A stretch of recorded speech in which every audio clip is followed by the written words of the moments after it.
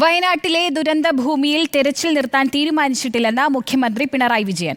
കാണാതായവർക്ക് വേണ്ടി എല്ലാ സാധ്യതകളും ഉപയോഗിച്ച് തെരച്ചിൽ നടത്തുമെന്നും മുഖ്യമന്ത്രി പറഞ്ഞു. പ്രധാനമന്ത്രി എത്തുന്നതോടെ ദേശീയ ദുരന്തമായി പ്രഖ്യാപിക്കുമെന്നാണ് പ്രതീക്ഷിക്കുന്നതെന്നും കേന്ദ്രം നിയോഗിച്ച 9 അംഗ സംഘത്തിലെ തലവനായ കേന്ദ്ര ആഭ്യന്തര വകുപ്പ് ജോയിന്റ് സെക്രട്ടറി നേരിട്ടെത്തി വിവരങ്ങൾ ശേഖരിച്ചെന്നും മുഖ്യമന്ത്രി വാർത്താസമ്മേളനത്തിൽ അറിയിച്ചു. വയനാട്ടിലേത് അതിതീവ്ര ദുരന്തമായി പ്രഖ്യാപിക്കണമെന്ന നേരത്തെ തന്നെ മന്ത്രിസഭാ യോഗം ചേർന്ന കേന്ദ്രത്തെ അറിയിച്ചിരുന്നു.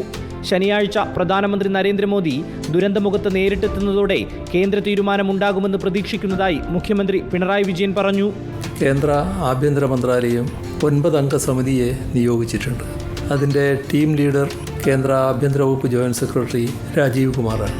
അദ്ദേഹം ഇന്ന് ഇവിടെ വന്നിരുന്നു, ഓഫീസിലെത്തി സന്ദർശിച്ചിരുന്നു. സമഗ്രമായ പുനരധിവാസ പാക്കേജാണ് സംസ്ഥാനം ആവശ്യപ്പെടുന്നത്. കേന്ദ്ര സർക്കാരിൽ നിന്ന് ഇതേവരെയുള്ള നില നോക്കിയാൽ അനുകൂലമായ പ്രതികരണമാണ് പൊതുവേ ഉള്ളത്. തെരച്ചിൽ നിർത്തുന്ന കാര്യം ജില്ലാ ഭരണകൂടവും മന്ത്രിതല ഉപസമിതിയുമാണ് തീരുമാനിക്കേണ്ടത്.